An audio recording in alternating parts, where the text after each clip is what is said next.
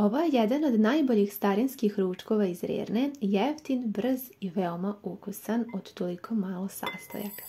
Uzmite jednu šolju od 200 ml, sipajte pirinač, tu ima tačno 200 g pirinča, pa uzmite i dobro operite sa toplom vodom iz nekoliko voda.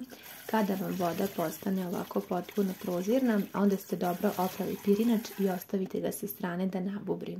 Za to vrijeme pripremila sam jednu veliku glavicu crnog luka i jednu manju. Vi možete i dve srednje, zavisno kako imate, pa isecite crni luk na veoma sitno i stavite u jednu tepsiju, a potom pripremite i 3 ovako velika krompira.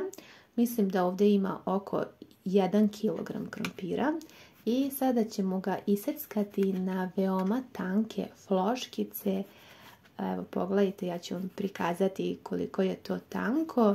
Kada pripremate jela iz Rerne, onda je poželjno da uvek seckate ovako tanko kako bi se što pre ispeklo. Potom iseckani krompir poređajte preko luka, a ukoliko su vam veliki komadi krompira, možete kolutove slobodno prepoloviti ovako na polovine, pa tako poređate u tepsiju. Naš pirinač je već nabubrio sasvim dovoljno za vrijeme dok smo pripremili ostale sastojke. Isperite dobro vodu i onda sipajte i pirinač preko, pa začinite. Ja dodajem 2 kašike suvog začina, odnosno vegete, 1 kašiku mlevene slatke paprike, malo peršuna, zatim ću da dodam i malo bibera. Vi možete neku vašu kombinaciju začina koje volite. I za kraj uzimam dimljenu papriku, nju ću da pospem sasvim malo, pošto je ona dosta ljutkasta, a ja je obožavam.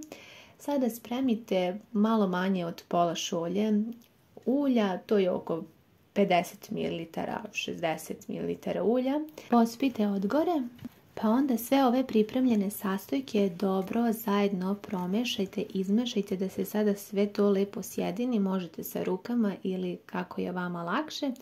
I za kraj prelite sa 1 litar vode. Meni je toliko potrebno, ako spremate ovu količinu i vama će to biti dosta.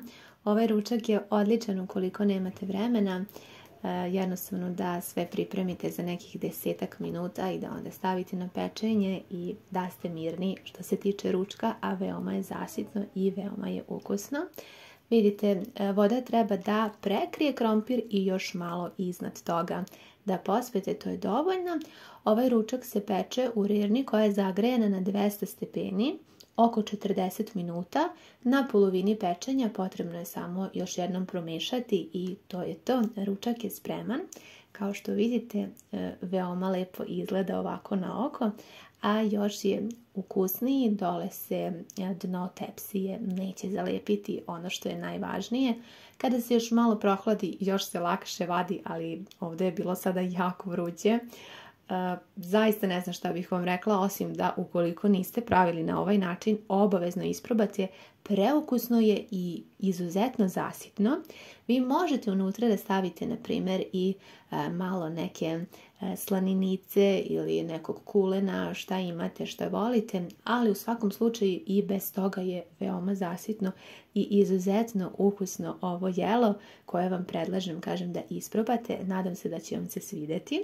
Pišite mi vaše utiske, hvala na gledanju i ljubim vas sve puno.